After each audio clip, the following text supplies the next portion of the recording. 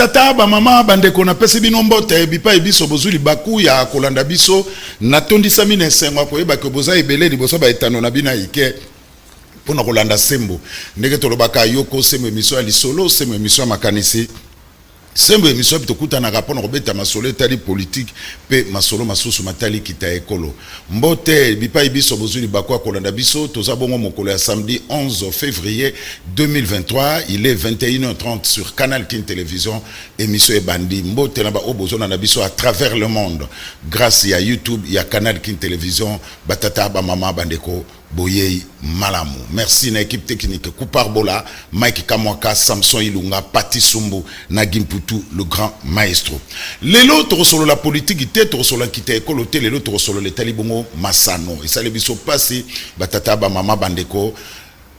Sur les 3 stades qui comptent la République démocratique du Congo pour l'organisation, il y a coupe, il y a Interclub, il y a Africa, un seul stade des homologué, pas il y a inspecteur, il y a CAF, et Zabongo stade, il y a Mazembe, stade, il y a Kamalondo, Oyo, stade, il y a Moïse Katumbi, Ichapwe, stade Kibasa Maliba, Malika Baefort, il y a réhabilitation, Salema Gikuna, Kafaboy ko homologué ango, stade, il y a Martyr, Nzungu, il y a ma famille, Kaif, CAF aboyiko homologué ango donc 20 clubs dans club monté Mapembe FC Lupopo Lumpa Léopard République démocratique du Congo au bakobeta double confrontation dans le mois de mars pour la compte éliminatoire il y a Coupe d'Afrique des Nations à Côte d'Ivoire 2024 bango bakobeta dans stade de Martyr té Lupopo bakobeta dans stade Kibasa Maliba té en tout cas information a été Passi était mon boulou makasi dans le monde sportif. Qu'est-ce qui s'est passé? Est-ce qu'il y a eu réhabilitation au stade de Martyr? Oui. Est-ce que réhabilitation bon et bima qui n'y pour basili sa réhabilitation dans ce stade de Martyr parce que n'a communiqué il y a inspecteur il y a au rapport Batikagi na CAF, il y a des insuffisances na niveau, il y a un stade de Martyr. Qu'est-ce qui s'est passé? Qui en est le responsable? Pourquoi le football congolais est-il malade? Quel remède pour le football congolais? Tentative de réponse na Sembo Yamokola Lelo. Mais avant que Tokota na Muzindo, il y a émission na biso nazo ngapa Maika Mwaka, nazo abilili ya o etalibongo politique boyebi ke tozali na période ya enrôlement pour participer à l'élection 2023, il faut une carte de lecteur nayo enrôlement ils ont salema partout na mboka na biso ndeti mwana mboka Camille les privilégiés Mukendi Kabea président interfédéral et parti politique AREP oye kamamaka epai ya mwana mboka Gilwando na niveau ya Kasai yepa kenaki kozwa carte de lecteur naye na Mbujimai Tolanda bilili oyo Camille les privilégiés Mukendi Kabea akenaki pe ko s'enrôler Mike Kamwaka. Les présidents de la Fédération du parti politique Agissons pour la République, AREP en sigle au Kasaï oriental, a accompli son devoir civique ce vendredi 10 février 2023. Camille Mukendi Kabeya s'est fait accompagner d'une marée humaine, des militants et membres du parti cher à Gilwando au centre d'identification et d'enrôlement pour obtenir sa carte d'électeur.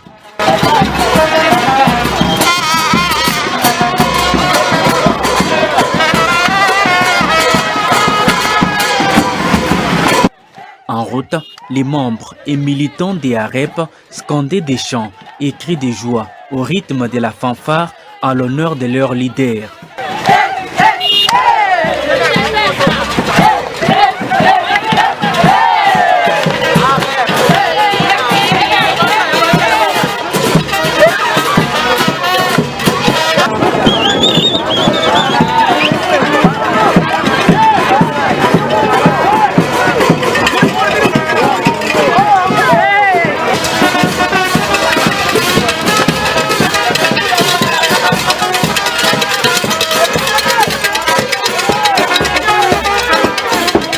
Arrivé au centre d'identification et d'enrôlement de la CENI à l'école du poste primaire située dans la commune de la Kanchi, le numéro 1 des AREP au Kasaï oriental a rempli tout d'abord la fiche d'identification avant de se faire enrôler. Au sortir du centre, Camille Mukendi Kabeya a dit sa joie d'avoir accompli son devoir civique. Il a félicité le travail remarquable de la CENI. Alors, je viens de me faire enrôler. Là, j'ai été étonné de la perfection de la machine que nous avons trouvée aujourd'hui à la CENI. En fait, je vais vous relater quelque chose. Donc, on a voulu me prendre la photo. Alors, tellement j'avais des autres images sur ma chemise. Et vous savez que l'appareil a refusé de me prendre la photo. Il a dit qu'il y avait trop d'images. Moi, j'ai dit, ben ouais, vraiment, la CENI, cette fois-ci, nous voyons vraiment la modernité. Et j'en appelle à tous ceux qui doutent encore de la CENI de venir s'enrôler parce que je trouvais que nous avons des machines vraiment très professionnelles. Camille Mukendi Kabeya appelle tous les militants et membres des AREP à se faire enrôler massivement. Selon lui, pour changer les choses, il faudrait posséder sa carte d'électeur. Ben voilà, nous avons fait différemment des autres parce que nous, on est venu avec les membres et on est venu se faire enrôler. Nous et nos membres se sont fait enrôler. Donc nous avons voulu faire différent des autres. Ils viennent avec... Pour changer les choses, il faudrait posséder sa carte d'électeur. Ben voilà, nous avons fait différemment des autres parce que nous, on est venu avec les membres et on est venu se faire enrôler. Nous et nos membres se sont fait enrôler. Donc nous avons voulu faire différent des autres. Ils viennent avec la foule et ils retournent avec la foule. Il n'y a que le seul leader qui s'était fait enrôler et les autres non. Et alors j'appelle à tous nos membres de AREP, le membre d'AREP que nous appelons Chitu Chitu, de venir encore plus nombreux s'enrôler parce que ce n'est qu'avec ça que nous pouvons changer les choses dans notre programme. Après cette étape, s'en est suivi l'opération d'adhésion massive des centaines de membres et militants présents au siège du parti. Une adhésion gratuite accompagnée d'une fiche pour tous les nouveaux membres. Les fédérales des Agissons pour la République précisent qu'avec cette opération d'adhésion massive, les partis politiques visent à conquérir des sièges en 2023 et changer des choses à la tête de la province du Kasaï oriental. Merci beaucoup pour la question. Nous venons de lancer, parce que je viens de me faire enrôler, et après enrôlement, nous avons lancé la campagne d'adhésion massive parce que nous voulons avoir des gens sûrs à AREP et des gens que nous pouvons compter sur eux pour que nous puissions changer notre province du Kasaï oriental. C'est pour ça qu'aujourd'hui, vous voyez, il y a plein de mamans qui sont arrivés aujourd'hui, se faire enrôler, et que nous allons continuer comme ça, et ça ne va pas s'arrêter qu'aujourd'hui. Et c'est tous les jours que nous allons commencer à enrôler, parce que AREP, cette fois-ci, en 2023, nous voulons vraiment avoir un siège à l'Assemblée provinciale de notre... Il a en outre fait savoir que c'est la jeunesse qui fait la force des AREP, étant donné que c'est elle qui est placée au centre de ces jeunes partis politiques. La force de l'AREP, c'est les jeunes. C'est la jeunesse. Parce que vous connaissez notre autorité. Notre autorité s'appelle Guy Luando Mboyo. Notre autorité, c'est un jeune. Et même moi, dans mon bureau, j'ai que de jeunes. Et moi-même, je suis jeune. Et c'est ça la force de l'AREP.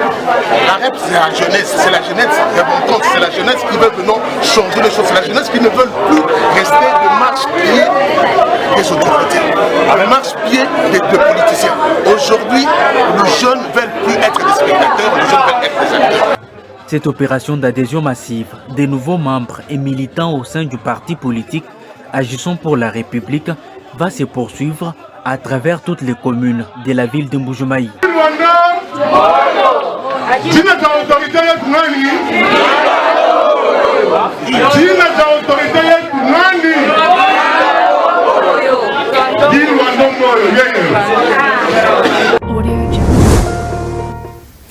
Voilà, wana ezagi politique, bouti kolanda enrôlement, il y a Camille le privilégié Mukendi Kabeya, interfédéral, il y a Kasaï pour la partie AREP avec comme autorité morale Guy Luando Mboyo.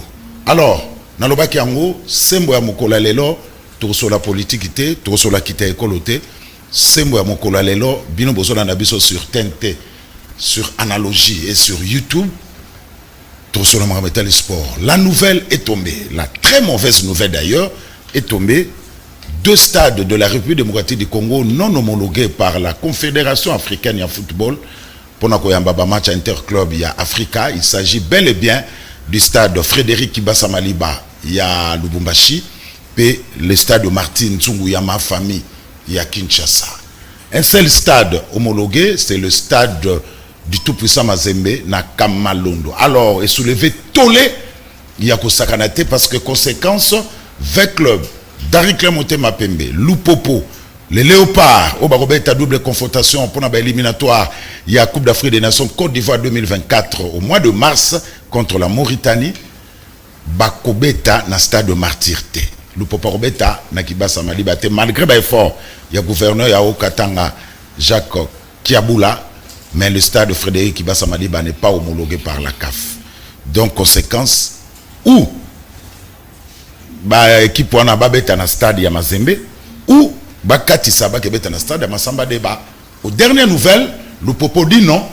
D'après un communiqué, il y a Lupopo signé par son secrétaire général. Lupopo a choisi le stade Lévi Mwanawasa Yandola na Zambie. Tala Sony, il y a football congolais, le tout-puissant Mazembe va jouer devant son public. Alors, à qui la faute? Qu'est-ce qui s'est passé? Pourquoi il n'y a pas eu réhabilitation?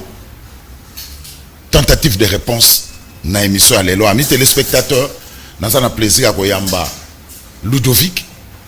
Il est communicateur au ministère des Sports et Loisirs. Mbote Ludovic. Mbote Ndekozulu. Nazana Tison. Vous voyez bien, Tison Ndombele, un confrère. Tison Mbote. Mbote Ndekozulu, Mbote na balandinyo c'est émission monene Sembo. Voilà. Merci. Alors, nous avons signalé que Bangon Balé, tout ça, il y a en Algérie. Lors il y a dernière Coupe d'Afrique de dernière CHAN, la 7e édition bien sûr, tout ça là qui n'a Bandekomi Balé. Alors, Tison Ndombele. Qu'est-ce qui s'est passé? Pourquoi les deux stades sont homologués?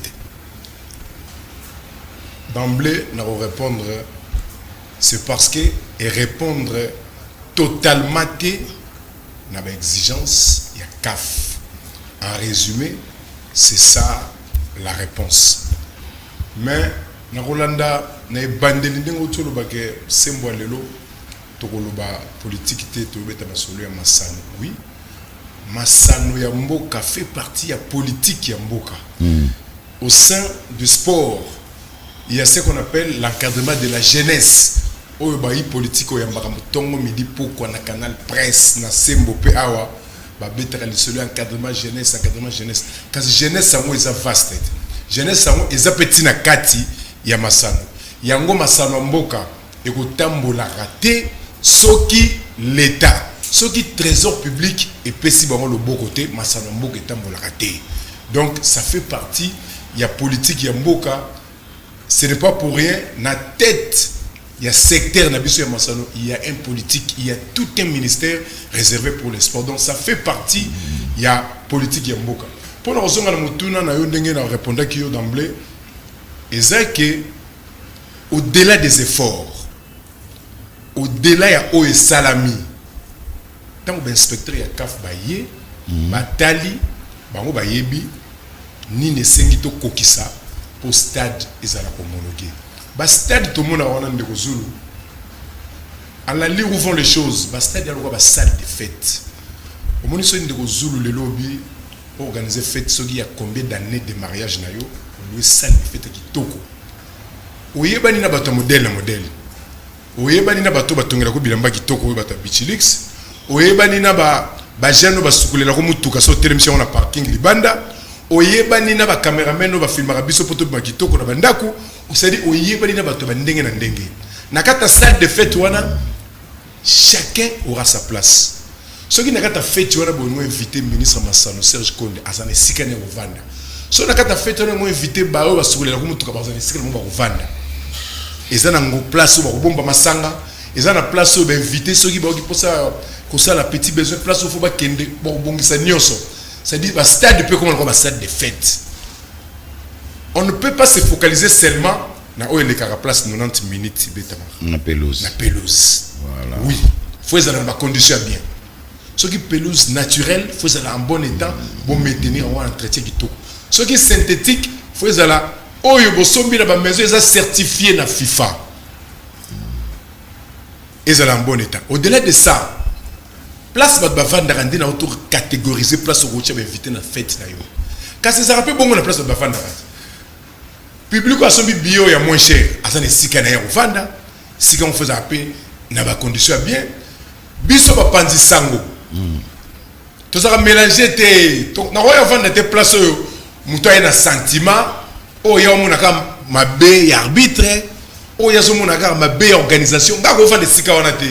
Na ko yofana tsika mona ba diriger ba équipe ba obeta te ata ko lelo mosala ngo ya biso etondi noblesse mais na mboka na biso noblesse yango comme kita likolo ya biso moko bapandi sango journaliste nga saka na tribune sika déjà fani pona suka landa ye abasa mato abeta matolo mais ka falobi te journaliste oza moto ya longoni ya moto lokumu ndenge zalaki na Anaba stade Anaba le monde place auto 1956 c'est-à-dire et ça exigence stade faut na place où presse afin pour ça musala kitoko pour bateau baza na stade te bakozela ba comme information na biso bateau batali pe match na bandaku mais baza na capacité à faire l'analyse bien te ba comprendre pourquoi match est keboye bakozela musala les journalistes faut ça la place bien osala bien encadré tant osala ba analyse osala bien na mona na stade de martyrs ndeko na biso ya moi si Sylvie Meya aime ko sala ba commentaire na place gaga na tribune top Congo quand la tribune on a place avec na bato ba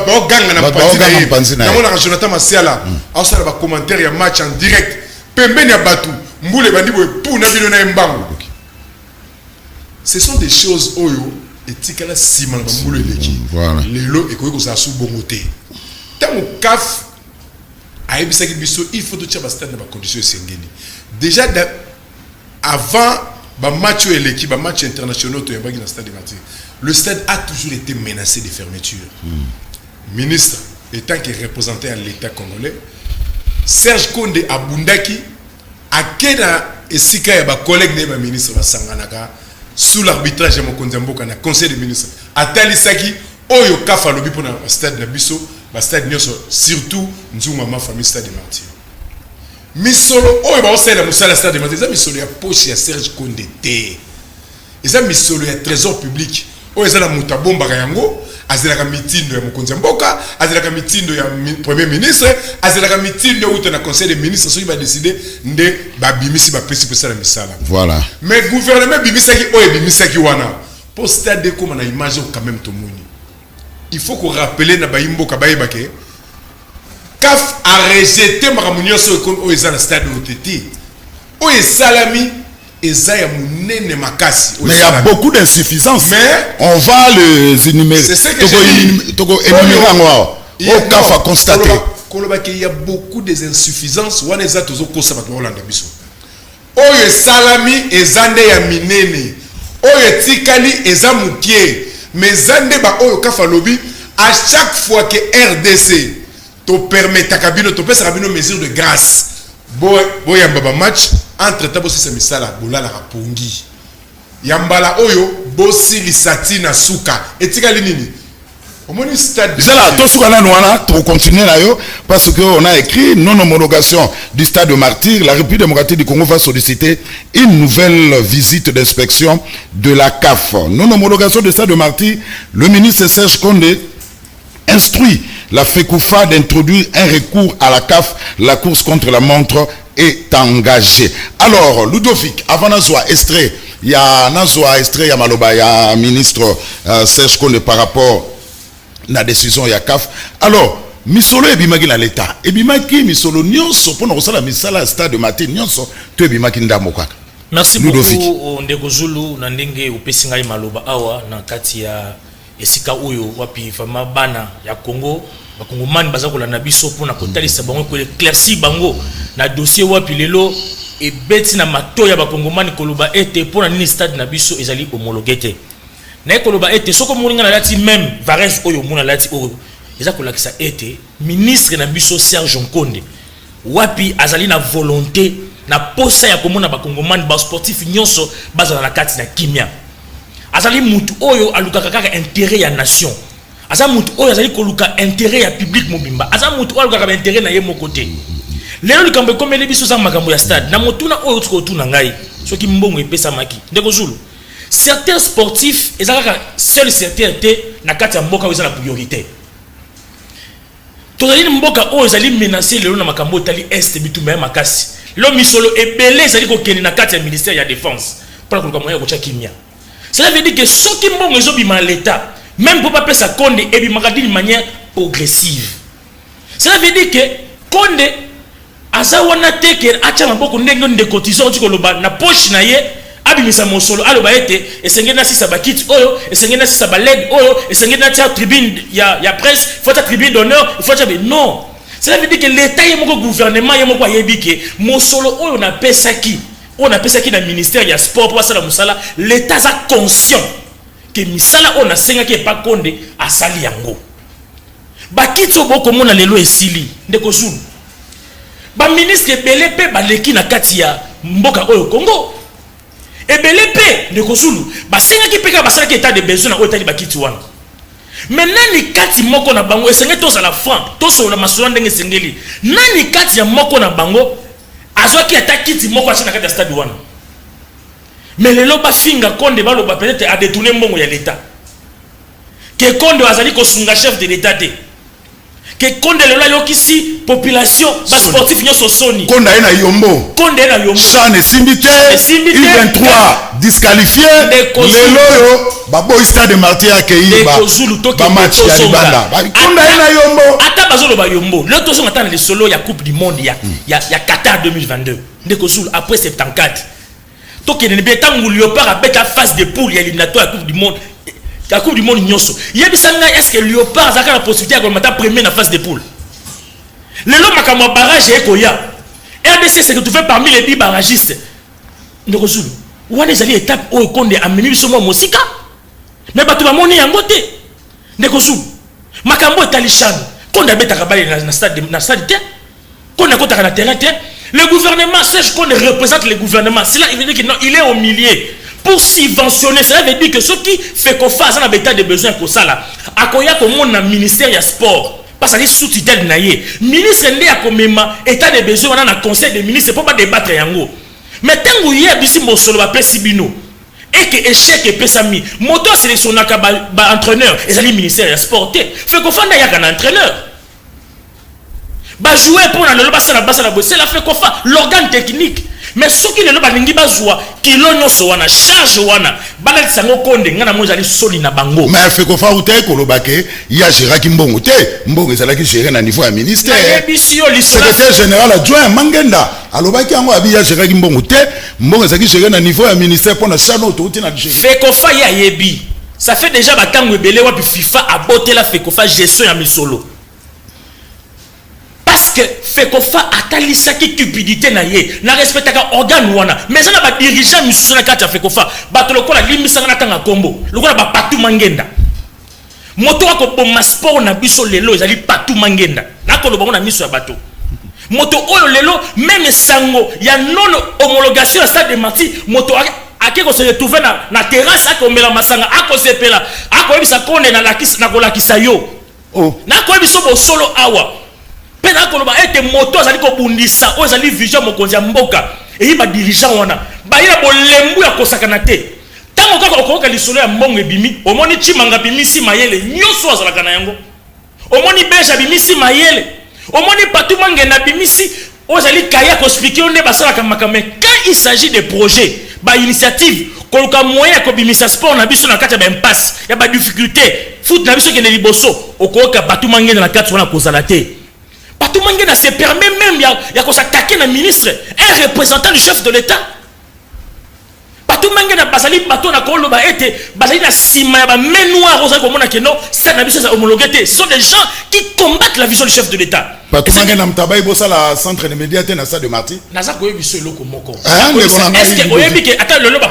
ba poto de réserve oyebi fait ko fa même tango ba tonga stade peut-être bazo rénover stade fait qu'on fasse un moto face à la sur place à Salawana pour peut-être appeler Sabino ba directif il faut tout ça Ludovic neti Mike Amora l'accent image ya photo à stade de Martyr oyo ya place wana soki ya toilette soki ya nini ndeti oyo tokomona sikoyo est-ce que sengaki kaka fait kufa ya pona ko tia couleur awa par exemple Ludovic atayomo ndeko nanga zu na ko ebiselo moko na iko loba awa ndeko tison tu ko loba nyonso eli kambo ya misolo et était pour na bato ya café ba ko ya ndefo bozo couleur bo on a ko réhabiliter ça de Martyr mosolo bimaki to bimaki na émission mosolo ebimi partiellement na ko loba yango mosolo ebimi partiellement que certains ya sport ezali ka c'est sport certains osent la priorité te ba certains ribe belé ba ko pesa mbongo di manière ba kitse yaki na 18000 ba kitse yaki 10000 okomona ete mbongo yebe ko bima di manière progressive.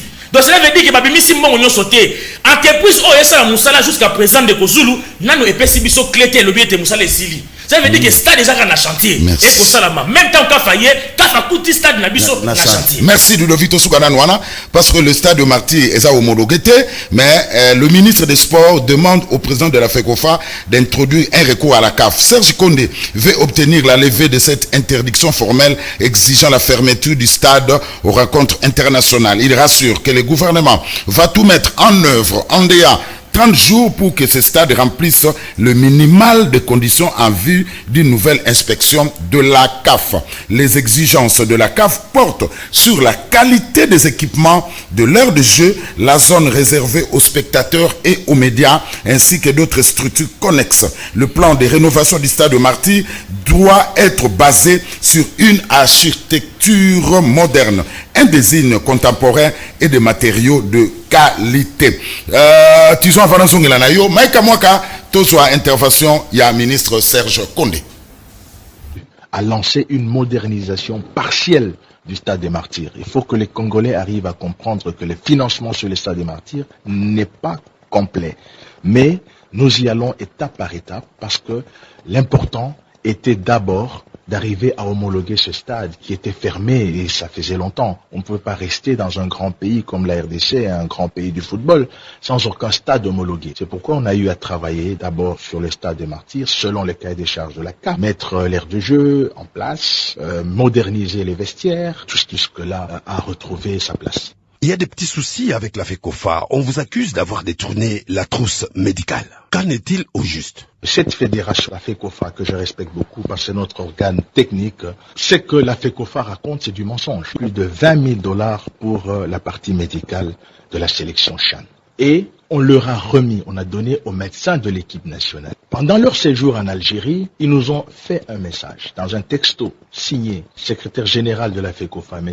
Belge Sitouatala. Il a demandé des produits bien énumérés qu'ils n'ont pas su trouver en Algérie. Et ces produits ne coûtaient pas plus de 800 $. Et on a acheté ces produits, on leur a amené. Eux voulaient que cet argent-là tombe dans leur, je sais pas, entre leurs mains ou dans leur poche. Le problème majeur qui se pose avec notre fédération, c'est du fait que nous, au niveau du gouvernement, nous avons pris de mesures où la FECOFA ne va plus jamais toucher à l'argent du trésor public suite au désordre qu'il y a eu dans le passé, notamment les détournements, le phénomène 10%, et les gonflements des factures, ainsi de suite. Et ça dérange, parce qu'il y a des gens qui ne vivaient que de ça. Et c'est ça la réforme qui fait que aujourd'hui la tête de Serge Condé soit... Donc ça fait mal. Ah, ça fait mal, parce qu'aujourd'hui quand on parle de détournement, de frais de trousse, c'est ridicule. C'est pas un ministre, ni un conseil du ministre qui peut partir avec 800 $ de médicaments. Que Serge Condé, ne pensez-vous pas qu'il y a le bénéfice d'urgence accordé aux élections de la FECOFA? Parce que vous avez, dans votre ministère, besoin d'un interlocuteur valable. Bien sûr, bien sûr. Si ça dépendait de nous, j'organisais les élections ce soir déjà. Serge Condé, ministre des Sports, merci. Voilà. Voilà Serge Condé. Disons. Ministre Sport, parce que voici les insuffisances communiquées par la CAF après son inspection du stade de Marty. Les installations sanitaires pour les spectateurs sont catastrophiques, honteuses, ainsi que la propriété générale du stade.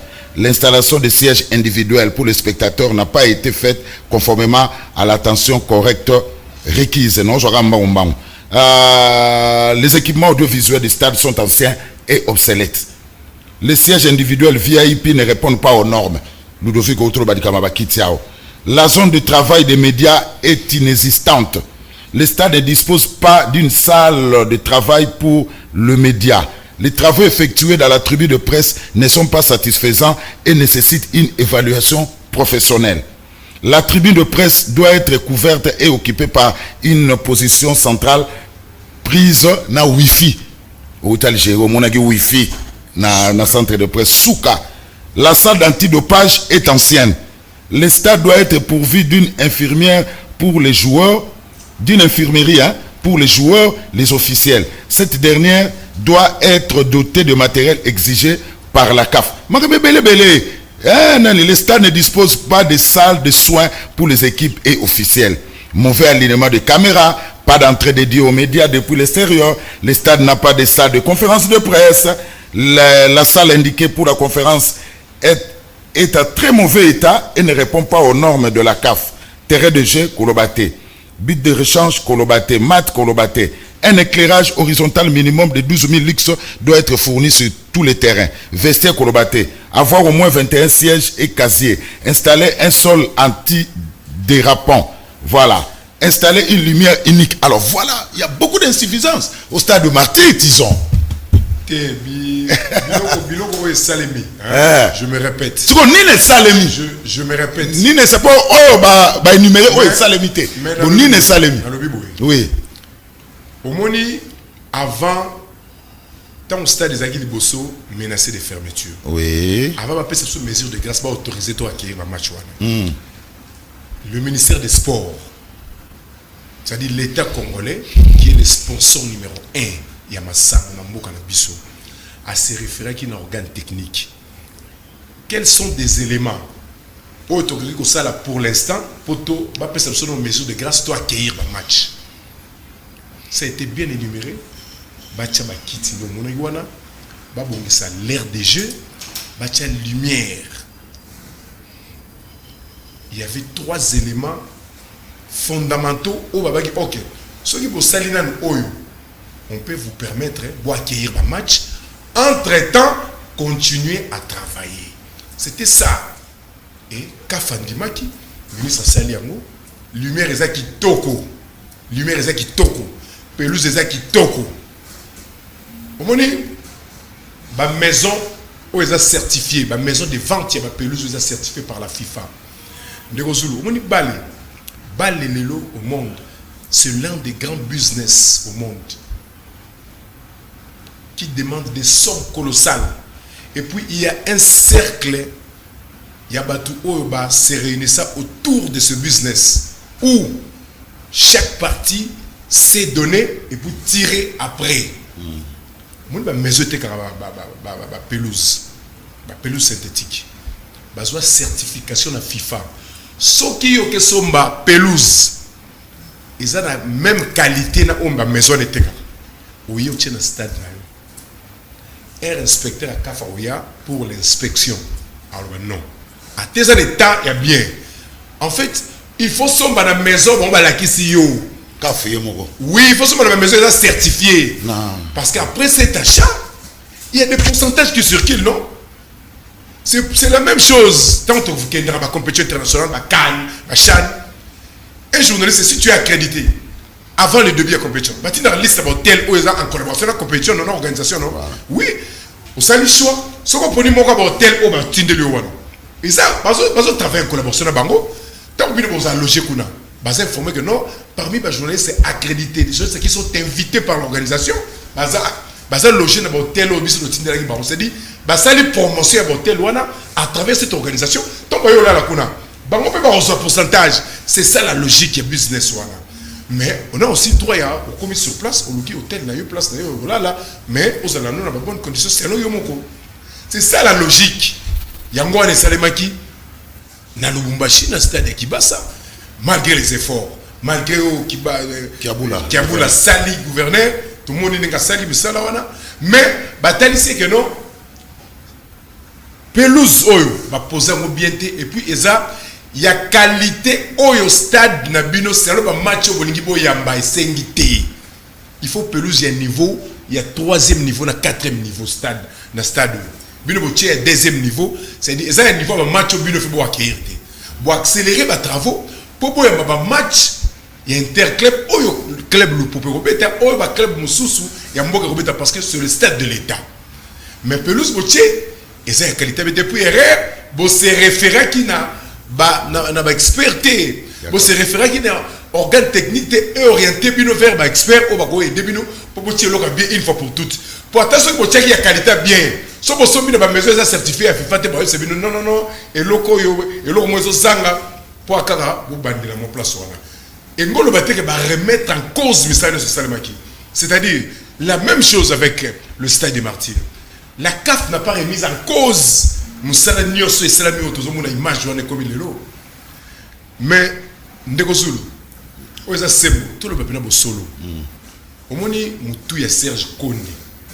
Ils ont dérangé. Ils ont bien regardé Tena Fekofa. Pourquoi? Il crie matin, midi, soir qu'il y a immixtion, il y a ingérence. Comment la FIFA, comment la CAF. Nous avons une discipline de Massano et ça la le football est clairement en Angleterre. Organisateur, il y a une discipline au niveau mondial. Ce sont des instances supérieures là. À ce qui concerne le football, c'est la FIFA à quitter ici pouvoir d'enda mon CAF pour l'Afrique. Ce qui n'a pas principe là, balingaka immixtion, il y a l'État, c'est-à-dire l'État commence à prérogative, il y a organe technique aussi bien beaucoup. Bon frapper bino, so yebisio, bon continuer, bon frapper bino, bon sanctionner bino.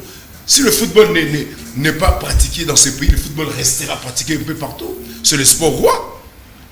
Mais quelle est la réaction de FIFA devant l'immixtion FECOFA dans la matin midi soir? Bon, moi, c'est trop bas. Ce sont que des intérêts égoïstes. Oyo ke lelo, Robinet, Serge Konda Kangi, il y a des gens qui vont mettre à tout le monde. Cop a fait ça cop nanga. Cop a léopard ça cop nanga. Bon matabo kita o ça cop nanga. Il y a des gens et la somme maleta te comme cop. Il y a des gens qui disent ça ouvertement comme ça. O ça cop nanga. Ce sont des personnes au Bazaka rapidement agitées. Ce que le ministre Salimo demande moi na FECOFA. Tout chana. Quelle humiliation. Basenga rapport. Ministre Sénégal a 5 rapports.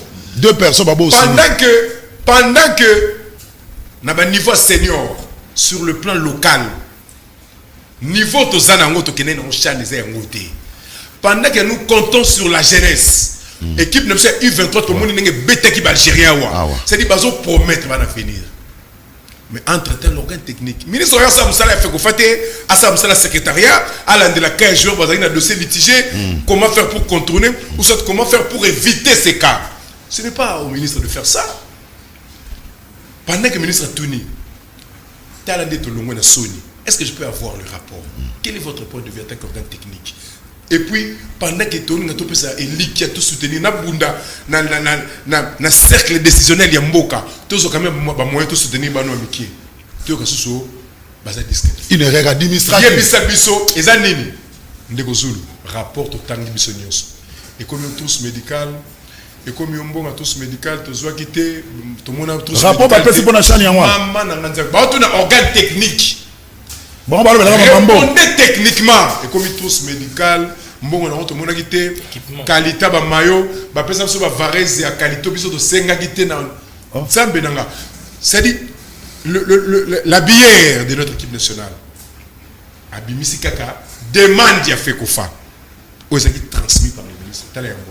Bureau fait faire 5 yango ba bimisi pe yango ndeko zulu baso équipement avant chané avant stage à Tunisie. Pourquoi bo dénoncer quitter afin que nos excellence ba toi na ba pesi biso équipement ou ya qualité vraiment au-delà de ça ndeko zulu pour tout ma bi trésor wa tiki ba lelo mon ami l'un des meilleurs joueurs de football et histoire en boka na biso wa tiki ba lelo pour toi la ti bilambe toboka ma kolom te beta ka balé Tokokin de Mbote, tâtonnement Otis Ngoma, entraîneur et cop Bayaki Bisso, et puis un niveau souci à joueur na Bisso, et Bomi. Ndekozulu, Serge Konde ne peut pas être aimé. Nous sommes dans un pays où les antivaleurs de besoin devant les lots. N'a bien monté. Merci. Si aujourd'hui même, le chef de l'État a un tout petit peu de difficultés pour faire ce qu'il a dans sa tête pour ce pays, mais c'est à cause d'antivaleurs ne besoin les devant et belé na mboka. Muto aye au ministère de Martiro. Et comment qui temple ya ba détournement ba ministre belé ba succédant Serge Konde. Ba baso ba mbongo Ludovic Otoloba pour ba quitter kota pour moi musale moi image ata boye monana. Au délai ba o etikali o ke il faut ba sala. Au mone loko ba baso ba mbongo ba sala misalate. Au mone loko oyo kafa sali. Au plateau au cœur du sport avec Arlette Boutela. Arlette Alobaki c'est comme si CAF a trop exigeante envers Bisso. Et ça, comme si niveau stade Bango. Mais pourquoi Bango Bisso va en fait, on peut aussi nager sur cette piscine-là. Mais pour moi, parmi les inspecteurs, il y a un compatriote. Oui. Emmanuel Kande, non? Emmanuel Kande, pour moi, je trouve ça avantageux. Base à la rigoureuse, CAF face à la rigoureuse envers Bisso. Oui. Parce que, Bisso va mesure de grâce. avec l'idée pour continuer Misala. Misala est continué à mettre. Serge Konde a la volonté. À chaque fois que les moyens sont disposés, il fait. Mais avant ça sous mbambo mbongo pour tchaba kitio. Obi que car réseaux sociaux. Batmalo que Serge Konde n'est pas kiti, travaille kiti pour tous les autres alors que j'aime bon kiti. Mais il j'ai fait ça. Cour des comptes ça. Bato ba surveiller comme mbongo à l'état. Bato ba surveiller comme autorité, bato ba surveiller comme bato ba gérer la chose publique, ba confondre poche de mbongo na mbongo ya kese. Merci Tison Ndombele. Bato wana bazali. Merci Tison Ndombele. Serge Konde pour chuter. Oui. Serge Konde ne peut pas être aimé dans un pays où les antivaleurs besoin les défendre. Merci.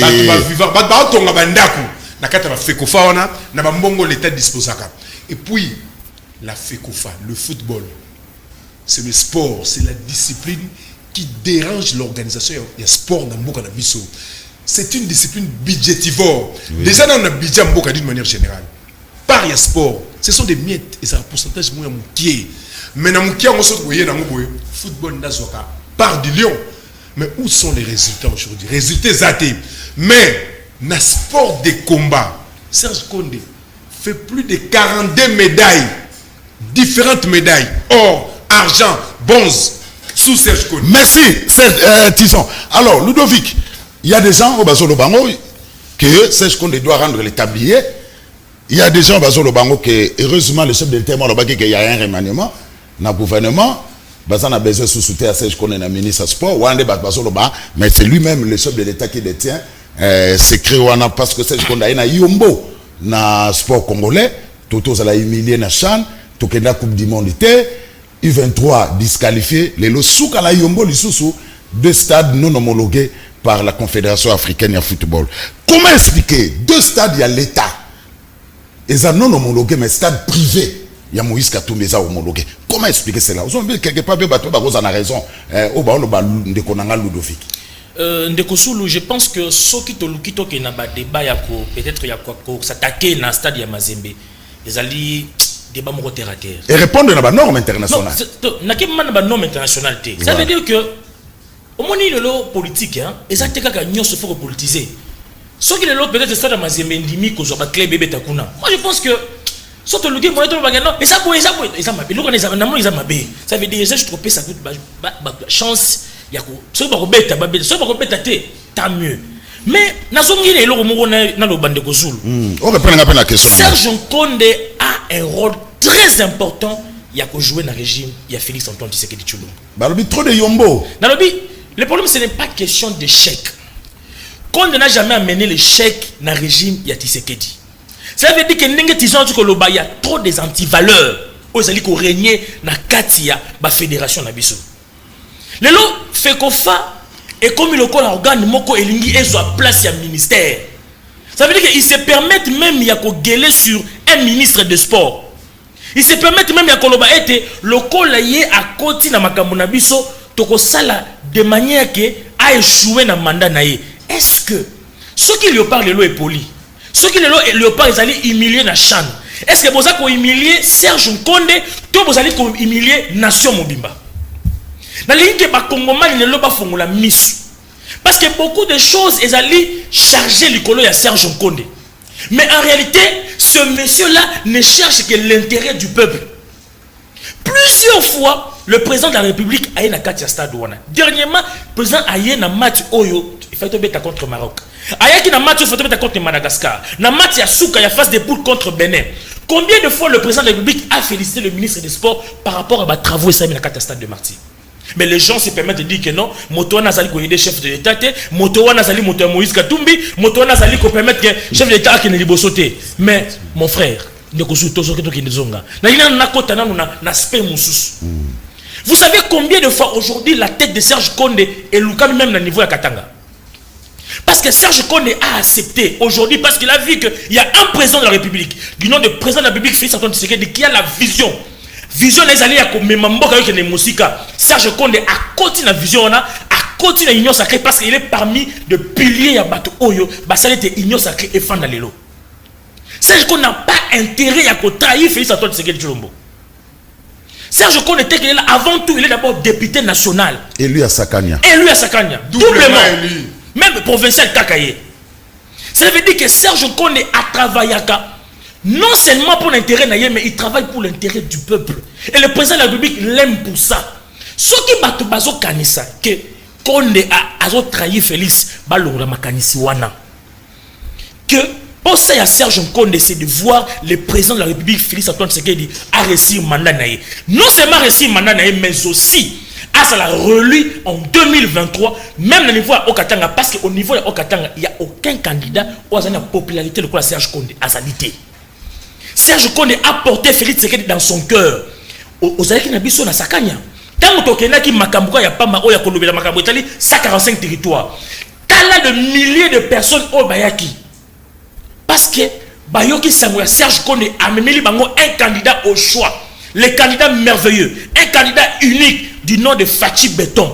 Lelo Sakanya Mobimba, bazo remercier Félix. Talanzela Sakanya n'est commis parce que programme à 145 territoires et Koti et Mimarambouassi. Ludovic Tolobanini, entre le ministère et la FECOFA, pour résoudre les catés. C'est ça qui bloque maintenant le football congolais. Que Serge Konde Azali camarade a dirigé à FECOFA. Amasa na bangote. Serge Nkonde, c'est un ministre qui représente le chef de l'État. Et que le gouvernement, décision, les hommes qui ont conseil des ministres. Serge Konde a expliqué Makamoudé Salami. C'est au conseil des ministres, la présence du chef de l'État. Des décisions, les hommes qui ont mesures conservatoires. Désormais, Misolo et Kosasu géré n'a fait qu'au faté. Mais comptable de la République, n'est à Kolkamoy à foot. Est-ce que vous avez dit avant, jouer oh bah petit bah Kanto Chan au lieu de foot à $20,000 bah manœuvre aussi manœuvre ça bah jouer bah aussi bah 1000 bah $2,000 on se bancarisation à Nicolas Kazadi bah jouer la litomba c'est la litomba c'est quand c'est ma maison de banane bah jouer avant arriver à Serge Konde mais bah doléance il y a bah joueur il y a ma staff technique Makamebele et sali que le ministre Ayoki Nakata Motemana il est le seul ministre où il a mis innovation même dans le ministère du sport a mis innovation dans certains sportifs. Vous savez qu'il y a des états généraux des sports. Bah mesure autozoaki. Bah mesure autozoaki les lois nous tosent là que non écota na carte de vulgarisation. Mais sauf que bah jouer n'engue tozo sengile yango. En tout cas Serge Konde il est le seul qui va permettre à ce que sport nabiso et kineliboso. Les Congolais et sengili basa la confiance. Bayo kabiyo kalgate bato basali koloba. Bayo kate ba menwa. Ils ont pas tout basali koloba. Yombo le kimingi ba koloba tenzali ni. Toi ko dénoncer victoire de Yombo. Wana ko dénoncer ne moto moko oyo azali tango nyoso ko permettre sport foot de ce que liboso te la personne de Patou Mangenda. Patou Mangenda il doit répondre à Makambwe belé oyo azali ko sala kati mboka oyo. Merci. Patou Mangenda azali ko permettre foot de ce que liboso te. Moto oyo na kati motema na azoluka que ministre akoya parce que ba avantage ezongi la FECOFA ba soma kabanda ko na bango batina kabana bango na poto. Est-ce que vous avez dit que Aouti Kolela Makambo ya Chani ya Pamba wa Patou Mangenda lelaki ba teki na ordre de mission te. As aleli que non mutuka nanga si problème na problème na bandako bolka mo botangana kende ata Chan na son fisc mais j'aime ça a commis na Chan. Boké wo mi fiasco ba ko tuna une question. Et là, on a une réponse pour faire Moutou. On est bon à Batous. Est-ce que c'est normal? Merci Ludovic. Alors, nous courons derrière le temps. Nous avons communiqué pour nous avons conclure. Alors, Mike Amok a communiqué. Il y a le ministère des Sports par rapport à non-homologation. Il y a Stade de Martyr par la CAF. Des sports. Le ministre des Sports et Loisirs tient à assurer l'opinion que les conclusions de la mission d'inspection de la CAF au Stade des Martyrs de Kinshasa interviennent pendant que les travaux d'amélioration sont en cours tels que voulus par le gouvernement de la République suivant les instructions de la très haute hiérarchie. Il s'agit en fait d'une série d'observations et de recommandations sur ce qui a été fait. De ce fait, le gouvernement de la République a donné des fermes assurances à la Confédération africaine de football à travers la Fédération congolaise de football, association pour la poursuite de ces vastes chantiers, selon les cahiers de charges lui soumis par cette institution. Une nouvelle mission d'inspection à la demande du gouvernement de la République sera diligentée pour constater les améliorations en vue de l'homologation. Fait à Kinshasa, le 10 février 2023, Tolé Chingoudou, lui, directeur des cabinets. Communiqué ministère des Sports. Voilà, merci Mike Amwaka, on est presque à la fin. Alors, quelle solution? Le ministère a dit que ABC FECOFA et Kotsa Sousou, lettre pour inspecteur à CAF Bayali Sousou Awa.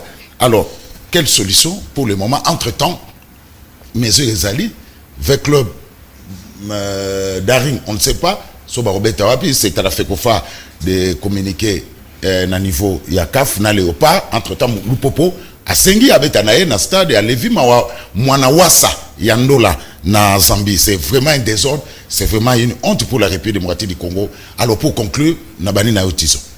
2 minutes pour conclure l'émission. Moi je pense que la démarche de l'État congolais par les billets du ministère des Sports, c'est une démarche à saluer. Et décision au cas faisant Kiwana, oui. C'est une manière de nous pousser. Si l'État congolais disposait Mbongo dans sa totalité pour Missala Stade Salema, c'est une manière de monaquer. Ah voilà, Serge Konde a cette volonté-là. Le coup la CAF a frappé pour l'équipe de l'Abso et qui nous rebête à Libanda, ça reste un Mbongo au Etikalaki. Va accélérer misala on etikali ba embellir toilette ba si c'est misala tribune de presse ba si c'est bilo tout ba recommandation nous on a au café sali comme ça au romona stade d'Abisso et gozala homologué et puis l'équipe au foyer ba club A on a stade des Martyrs ba ko zonga na banko beta côté à Kibasa faut qu'on préciser des stades des homologués te ba otangi Kibasa batangi stade des Martyrs na Kibasa kuna c'est le gouverneur au Katanga qui a géré tout ça déjà rétrocession et ça les makana na gouvernement central na oinoso ekota na chaque province o ekotaka le gouverneur avait écrit avait demandé que rétrocession et ça les pour accélérer na misala na ba autoriser que ba accélérer malgré ba ça que erreur en somba pelouse synthétique na place singulité et ça misala mikem ke ba sala rapidement ba stade ozonga c'est pour apaiser les Congolais on est sur tout le monde na ba télévision na ba réseaux sociaux et ça bateau ba mona ba intérêt na bango za gêner le ba intérêt égoïste ba intérêt ba misala ko zo ba mbongo na sima mu Congo na ndenga mabe. L'État congolais pour chiter les ressources. Tant que tout le monde Serge Konde, résultats zaté, à remettre tablier, à ceux qui remaniement il fatigue le ministère du Sport. D'abord, remaniement ne veut pas dire que tout ministre quitte le gouvernement et les autres entrent. Il ne va pas monter. Remaniement, il y aura des ministres qui vont quitter le gouvernement, il y aura des ministres qui seront permittés. Ça fait partie toujours, il y a remaniement. Il y aura également des ministres qui vont garder leur fauteuil. Ça fait partie, il y a remaniement. Au-delà de ça, Bato Bazo Zela Penza Serge Konde le ministère du Sport, Atika ministère du Sport, ou soit Atika gouvernement. Par élégance politique, Serge Konde avait remplacé quelqu'un, remplacé Amos Mbaye. Akoti Kape Kichiwana. Parce qu'à Koutaki Yango, Akoti Kayango, et c'est Kiti à l'État, ils ont un hôpital. Ok, non, pas d'arrêter. Le plus important, c'est il faut poser un acte. Tango ko zalate batu ba kanso na nini batu ba kanisa ba mona stade à l'époque tango zalaka tala ndenge komi stade à l'époque est-ce série Kabila ndo ya stade de Martyrs ndo vendre na ba kiti côté nini tala le ndenge komi ce sont des éléments au photos zanango et puis batu ba longola na mituna bango que ceux qui Serge Konde za lelo na tête du ministère du Sport c'est un cadeau de qui que ce soit la politique cadeau zaraté. Serge Konde a mérité, au-delà de son intelligence, au-delà de son expertise, il a fait beaucoup de choses dans le ministre provincial au Katanga, a mérité parce qu'il fait partie, il y a Batoyo, va stabiliser politiquement le pouvoir de Félix Tshisekedi. Félix Tshisekedi avait besoin de la majorité parlementaire pour asseoir le pouvoir naïe, et Serge Konde, étant député national, il fait partie, il y a Batoyo, il croira qu'il est le chef de l'État. PC majorité parlementaire. Merci Tisson Dombele. Donc, j'ai largement débordé. Et ça cadeau tenir à sa place voilà. Ba Congolais ba sportif tous à la kimia ba ko sabinote que lorsqu'il n'y a pas un résultat na football, ndeni surtout na mutu ya Serge Konde, ne sport d'une manière générale, c'est un échec. Et ça le coûte à monnaie. Le sport dans notre pays, ce n'est pas seulement le football. Surtout qu'il y a un sport de combat. Ça fait plus de 42 médailles. Merci, on est à la fin. Alors, Ludovic, Fédération, va organiser ma caméra bango. Va organiser ma caméra bango pour résulter son gars. Il y a un projet, Oyo, Serge Konde a appuyé, a même ma merci. Pour football et sur la place. Ludovic, le stade de Martyrs non homologué. Et là, quelle solution? Je pense. Même si le ministre a demandé à FECOFA. Moi, je pense une minute, on va désannoncer l'émission. Je pense que le ministre de Sport, Serge Konde, et le quoi que Senga na bakilo nyonso, le quoi que Senga na bana ya Congo nyonso, bosalaye confiance. Que le ministre de Sport, Serge Konde, n'enge batouaso ko qualifié, ce n'est pas le résultat il y a Katumbi, oh il y a Bakasiki, il y a FCC, oh il y a non. Serge Konde est le résultat du président de la République, Félix Antoine Tshisekedi, lui qui a fait confiance à la jeunesse. Tant à moni Serge Konde, quelqu'un rempli de l'intelligence et de la sagesse, moto autant à yé na quatre ministère ya sport a memi ba innovation. Donc c'est quelqu'un qui veut et qui a le souci d'accompagner le chef de l'État. S'il y a une vision, au Konde alingi amana monte manaye, ezali vision ya Félix Antoine Tshisekedi Tshilombo. Yango bana yakini bino nyonso oyo bazali kokotisa bino ba makanisi ya mabe likola Serge Konde boyoka basal langue wana te boyoka ba maloba mabe wana te. Serge Konde n'a qu'un seul chef de l'État, un seul leader, il s'appelle Félix Antoine. Comme le stade de Marty n'est pas homologué, faut que ça comme le stade de Marty est homologué, c'est juste le moyen. Posez là, ce qui va moyen nyonso est commis alors ce qui l'État bimisi mbongo stade wana ko sila. Voilà. Serge Konde à la kisi ya exemple que ayona pona ko détourner mbongo te, aye pona ko yibate, aye pona ko sala batu mabete. Batebele ba le kana stade wana batika ko tia kiti ata mon côté. Mais au Serge Konde a sali na lobby était il faut to applaudir. Merci. To betele maboko azali moto ya ko encourager to kende na ye parce que lobby na Serge Konde makama malamu zali parce que Tshilombo na Tshembo ezali bolingo ya libela. Merci Tison Ndombele. Merci beaucoup. Merci Ludovic. Merci beaucoup Ndeko. Merci. Merci. Batata mama bandeko, entre-temps, CAF Fekofa, ils ont côté recours sur demande. Il y a ministère des Sports et côté recours na CAF pour batala nandenge ba homologué stade de Martyr-té. Soki mboge bimi nyonso, soki nanani maloba ya bango, ba communicateur au ministère des Sports, soki mboge bimi nyonso, ba kopesa biso sursis, to continuer ko sala misala. Mais ko homologué stade de Martyr-té nga penata na soit qui information muteme zalaki bien té. 20 clubs va jouer loin de son public. Lupopo va jouer loin de son public. D'un club Motema Pembe va jouer loin de son public. Et les Léopards ne joueront pas dans la capitale. Trop, bako accepter fait qu'il faut qu'on y m'a pas dans le stade à Kamalondo. To kata tozo à Kano rapide to que na masamba débat. Ou des décisions fait qu'on fait tata Lupopo lobi ya obetane na stade Levi Mwana Wassa Yandola na Zambie. Un dossier à suivre. Tokutani samedi prochain, rediffusion lobby dimanche 7h30, numéro sous samedi prochain 21h30. Boutique à la malam.